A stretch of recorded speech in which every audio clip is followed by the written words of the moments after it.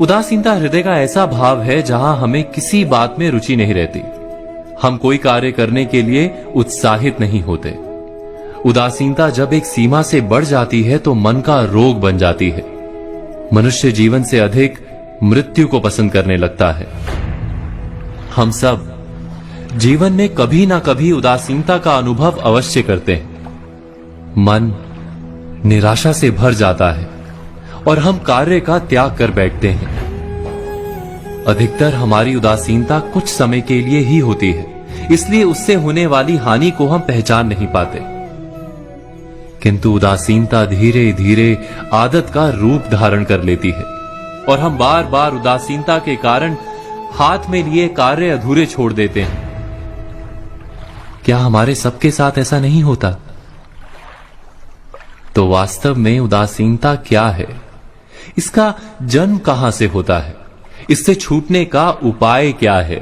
उदासीनता वास्तव में मन की ऐसी स्थिति का नाम है जब हमें अपनी तकलीफों, अपनी कठिनाइयों का कारण बाहर दिखाई देता है। हम कहते हैं कि समाज बुरा है, नौकर या स्वामी गलत है, पति या पत्नी का बर्ताव अनुचित है, जीवन की परिस्थितियां प्रतिकूल है, वक्त हमारा साथ नहीं दे रहा, वगैरह वगैरह। और जब दुख का कारण बाहर होता है तो उसको बदलने का हमारे पास कोई मार्ग नहीं होता। क्या ये सत्य नहीं? हम समय को किस प्रकार बदल सकते हैं? परिस्थितियों में कैसे परिवर्तन ला सकते हैं हम?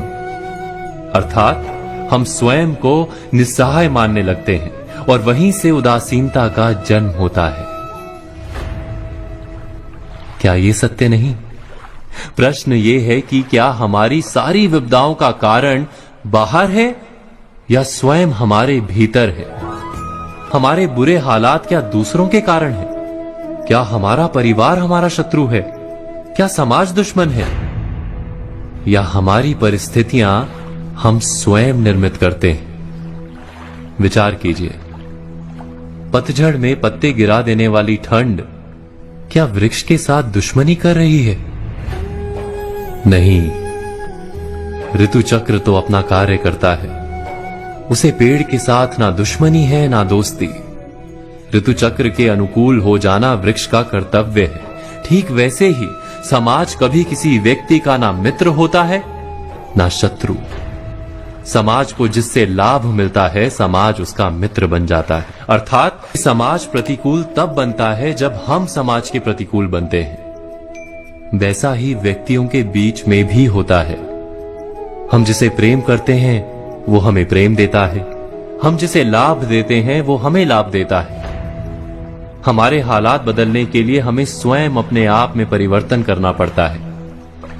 इतना समझ लेने पर स्वयं में परिवर्तन करना कठिन नहीं।